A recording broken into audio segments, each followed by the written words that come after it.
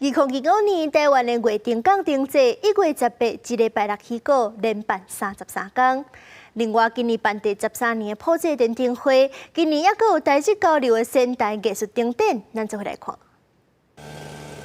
月顶港清水公园边啊，一透早就工作人员伫整理环境，艺术灯具嘛拢已经就位。月顶港灯节这礼拜登场，今年是以光的年轮作为主题，特别邀请15组过去曾经参加过月顶港灯节，包括日本、韩国的国际艺术家，总共4大展区，66组的精彩作品，庆祝已经是15周年的月顶港灯节。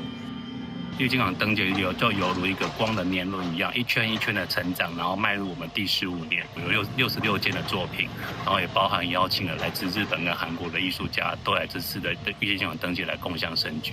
一定要有艺体留咧，哦，你是艺体留咧，你要设计，比如我今日灯会做了，这个做的时，我设计一个硬题，我这个是要留伫遮永久的。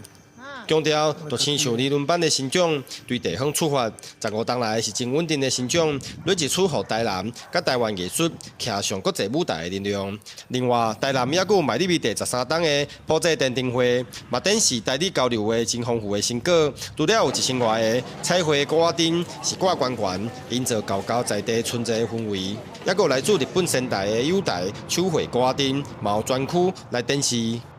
带了我们这边的民众的祝福，然后去仙台帮他们点亮灯笼，那刚好这个效果非常好，所以说我们也邀请了当地的200位民众挂了灯笼，又寄回来参加我们这次的比赛。虽然普济灯会的形式很多其他的地方也开始来仿效，但是我觉得好的东西大家一起来没有关系，但最重要的，大家还记得这个普济灯会的美，以及它从台南普济店的发想。 随着各地灯会布置的开始，高高的连接氛围嘛愈来愈加温，要让民众感受无同的灯会美景。公司新闻郑云台南报道。